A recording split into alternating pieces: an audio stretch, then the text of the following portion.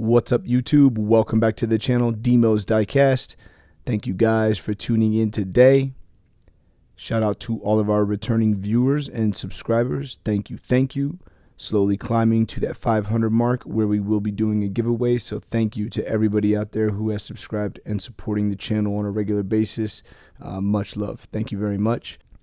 And welcome to any first-time viewers or new subscribers to the channel. Welcome.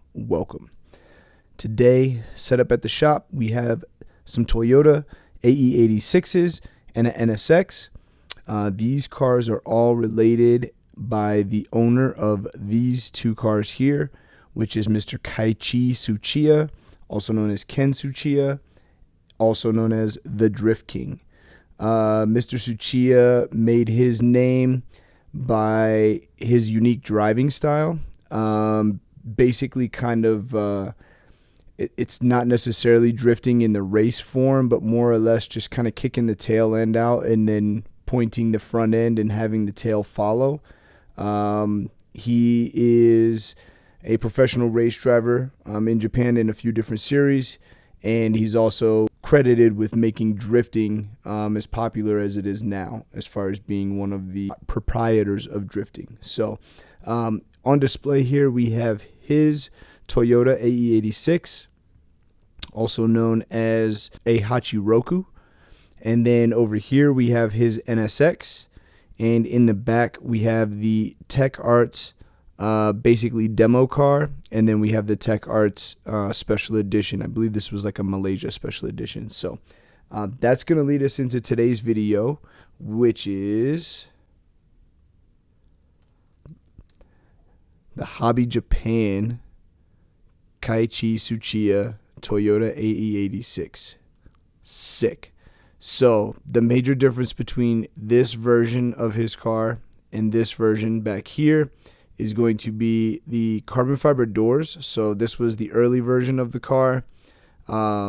He has since either painted the doors or removed the carbon fiber. I would assume he painted them. So this is what the car looks like now. This one I picked up because it has the opening hood with the visible engine. So to have both versions of the car in the all white painted doors and the raw carbon fiber doors, couldn't pass up the opportunity. So let's get this out of the package, take a closer look. Boom, there it is. Yo, this thing is really nice. Yeah. Really sick. So this is a Hobby Japan. The OG version back here is going to be an Inno64. This is also a Hobby Japan, and the two Tech Arts are going to be Inno64s. So yeah, Hobby Japan makes a great product, very similar to Inno64. So I'm kind of interested to see how this one compares to the Inno, and then also see the engine detail on this one as well. So yeah, really nice right off the bat. Super dope. Let's go ahead and take a closer look. Right off the bat, obviously it's kind of just like a plain white paint. This green carbon fiber hood is what stands out to me. Love it. Absolutely love it. It is to spec as what he has on his real car. So really sick there. On the rear quarter panel here, you have a roll call of all of his sponsors or parts that he uses. The majority of the parts that are on this car come from this company back here, Tech Arts. They make tons of parts for AE86s, and if you are building an AE86, they will actually sell you the Ken Tsuchiya package, which is basically what he's done to his car. So that's really sick. Beautiful work Meisters on there. So white 5-spoke with the polished lip. You can see the rivets very clearly there. So really, really nice detail. Lug nut detail, center cap detail as well. Nice door handle detail here. Nothing too crazy, but it is painted and there is some texture, indication of a keyhole there. We'll take a look kind of on the interior. No cage or anything in there. Looks like on the seats we've got some bride print up and down here, so that's actually really dope. Nice black mirrors. Are those carbon fiber? Looks like just a matte black. You do have a couple more decals up here for roll call on the front fender. Go ahead and turn around, take a look at the front. So this one is going to be not only an opening hood, but also a headlight down version. So you have your headlight here. You've got lensed up turn signals here. I'm not sure. I don't think these are turn signals. I think these are the turn signals down here. But either way, these are lensed up. It looks like these are going to be painted on. So not too crazy of detail. Your Trueno badge in the middle of the grille there. JDM license plate. Nice front fascia on this one with a front lower lip. Really, really good detail on this one so far. We're going to get all the same stuff on the other side. Go ahead and turn around, take a look at the rear. Really nice lensed up taillights. Fitment looks really good. I don't see any glue marks. Again, that JDM plate on the rear as well. A nice duckbill spoiler, and you do get some rear windshield defrosters. Tech Art sticker there on the rear window. Like I said, they're a major supplier for the parts on this car. And he's got the dual tip muffler coming out on the left side here. Other than that, that's pretty much it. Let's go ahead and get this off of the base. Then we'll take a look at the engine, and then from that, we'll go ahead and compare it to the N064.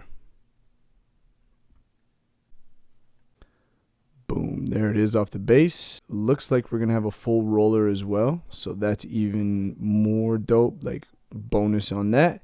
Let's go ahead and take a look at this engine. There's a pretty good shot of the engine there. Really, really nice detail. Probably not the best engine bay I've seen, but I think it's really, really dope, especially with the opening hood. So you have your green valve cover here. You do get your spark plugs there, which would probably be individual coil packs, I would imagine, on this car. Nice chrome exhaust manifold or header coming off of that side of the engine. And then you have your individual throttle bodies with the horns there and the individual throttle bodies themselves on this side. So that's actually really, really dope. Other than that, there's not a lot of crazy detail. No strut bar, no reservoirs, no fuse boxes, battery, anything like that. Even the radiator and radiator shroud isn't crazy detailed. So, but all in all, really, really sick to have an opening hood version of one. So we'll go ahead and give that hood a close. Boom.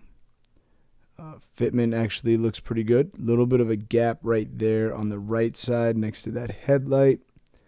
But all in all, for 1/64 scale, I'm happy. Very, very happy. So let's do a quick comparison between the Hobby Japan and the N064.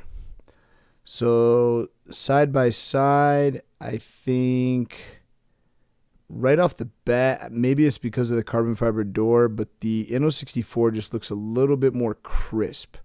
But now looking at it, the Hobby Japan like front bumper definitely has more detail there.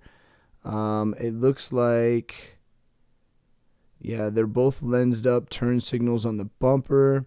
Both have replicated the roll call down the side, which is really sick. So they both have the same wheel detail. I feel like the Inno is a little bit nicer. The spokes are smaller, but it just looks more like a real wheel. Not that the Hobby Japan is bad, but I just think the Inno is that much better. We'll take a look at the tails. So the tails are completely different. Wow. That's actually kind of wild considering it's the same car. Duckbill is much larger on the Hobby Japan than it is on the Inno. And the rear taillights are almost completely different. So I would have to do some research and look up to see which one is the correct style of taillight.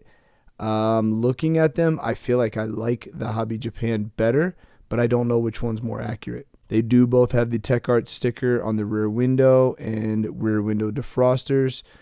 Duckbill, like I said, is much larger on the Hobby Japan than it is on the Inno. This side's going to be a lot of the same thing, and then we'll look at the front. I do like the headlights up on the Inno. Carbon fiber looks a little bit better on the Inno, more texture to it. Windshield wipers and windshield washer nozzles are more pronounced on the Inno. Mirrors are also smaller on the Inno. Front, I don't know, man. I think I want to go with the Inno on this one. Even though my headlight is a little bit crooked, I still think the Inno just looks a little bit more crisp and just a little bit better. But like I said, all in all, it is super dope to have both of these locked down, both versions of his car that we've seen on videos and whatnot. So really, really sick. So got those all set back up. Guys, what do you think? Let me know down in the comments. Are you familiar with Keiichi Tsuchiya? Which one of those two versions of his car do you think was better? And what did you think about that engine detail on the Hobby Japan? So all in all, I'm happy, like I said, to lock down the second version of his car, and then also to go in there with his NSX and my two Tech Arts 8.6s seals the deal. So thank you guys for tuning in. If you haven't already, don't forget to smash that like button. We'll be back very soon with another banger. Hope everybody has a great week out there. We'll see you soon on the next one. One love.